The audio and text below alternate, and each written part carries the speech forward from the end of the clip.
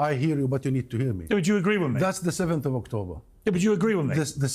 Targeting civilians is absolutely, utterly rejected. And we, the Palestinian people, must always return the moral high grounds. Our issue, the heart of our cause, is that we as civilians, defenseless, have been targeted for 100 years. So we better not do it ourselves. And we better stick to the one thing that we're calling for, which is international law. But on the 6th of October, Piers, the UN and other international organizations declared it was the deadliest year for Palestinian children in the West Bank, not even in Gaza. You didn't bring me here. The world was not all over the place to discuss the murder of Palestinian children in the West Bank. I accept that. That is our issue. That's number one. I accept that. That is our issue. And since the 7th of October, you've been wanting me to condemn. Yes. And we have no issues with condemnation. We have been doing that all along. But the Israeli ambassador was sitting here, Piers, last week. And all that conversation, still you did not ask her to condemn. So what is it about Palestinians? Do you or the mainstream media see Israeli Jewish life to be more of value than Palestinian lives? That's a question. And that's why I, as a representative of the Palestinian people, my people, I refuse wholeheartedly that our children is less of a human being than theirs. I agree. My grandfather and father was born in a village, beautiful one, called Simpson. Simpson, in what Israel has become. In 48, Palestine. It was completely and utterly demolished, decimated, Simpson. And they grew some trees, so we don't even relate to or discover where our homes was. My generation, that's my grandfather and father. Myself, I was born in Rafah. Rafah, a huge city in Gaza, a city home to 172,000 people. I was born there, I lived there all of my life. It's where I love and I grew up. It's my city. It's gone, decimated. The only hope I have now is that my children are not going to face the same fate.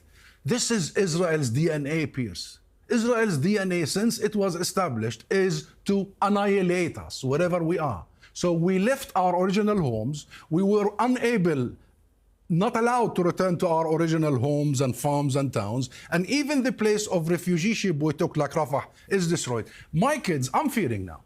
And I want to discuss with you the future more than the past. The past is dreadful, and the present is more dreadful. We should spend some time discussing the future, discussing what kind of Palestine we're after, what kind of a state we are going to build, what is the relationship between this state and all of its neighbors and the rest of the world. But my biggest fear now is that my 3 children will face the same fate. They will also go, perhaps live in a West Bank city, say Jenin or Tulkarem or El Khalil, and they will be faced with the same fate. 3 generations on. That city will be destroyed again, decimated again. And guess what? I hear you. It is happening in the West Bank. I hear you, but 50,000 people have been displaced from Jenin and Tulkarem. I hear you. It's happening. And I think not just in Gaza. By the You're way, discussing with me Hamas. Hamas is not in the West Bank. I know. How do you guarantee to Israelis they're not going to wake up one day again and have 3,000 people pouring over trying to kill everybody they can get their hands on? Number one, they have gone through one day that was difficult for all of them, traumatic. Well, they've been through many days. Let them think of the Palestinian people. Let them think. Let them feel. Let them sympathize. Let them see themselves as fathers and mothers and sisters and siblings. Let them see themselves as neighbors, not just as occupiers and colonizers and supremacists. That's number one. Number two, revenge does not get you anywhere.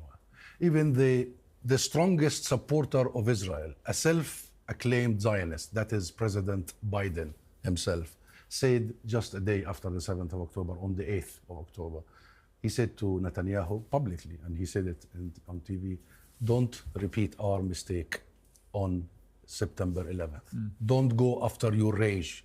Don't go for revenge. And look what Netanyahu and Israel did. They completely went beyond what America did in Iraq. They went for genocide, annihilation, extermination, defeating the Palestinian people's quest. The aid mechanism they are setting up there is a death trap, only primarily to defeat our spirit. Now, the Israeli public, I tell them, what kind of future you want? And this isn't about Netanyahu. I was reading Haaretz only a couple of days ago, 2 days ago. There was an opinion poll that shocked the core of me, shocked everyone. I know the one you're talking about. Sent shockwaves in my bones. The majority of people in Israel think that the Palestinians should be removed from Gaza. Is that the one? Yes. Yeah. 83. I was shocked. 83%. Yeah, I found that shocking. 83% of a society wants to annihilate another society. The genocidal genes in Israel is very scary for them before us. For them before us. And in the same poll, more than half of the Israeli people want to get rid of non-Jewish citizens of the state of Israel. The Palestinian Christians and Muslims in Israel. What kind of a society? When people talk about Netanyahu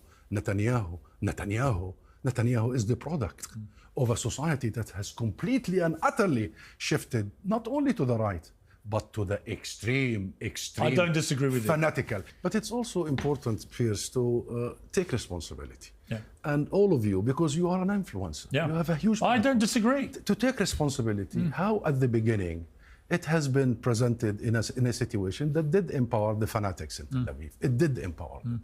The too much focus on one incident. Yeah, but people were hurt. I'm sorry. People were hurt. You have traveled a journey. Yeah. You have traveled a journey. You are a very honorable man. It's important that we take responsibility. I don't disagree with you. Of mistakes we do. Yes. Okay? I don't disagree. Many mistakes has been committed by mainstream media. Yeah. And this is a time when we see the dial is shifting. And it is important that we keep on, not because it's too much, because many are saying too much Palestinians have been killed. No, because it's wrong.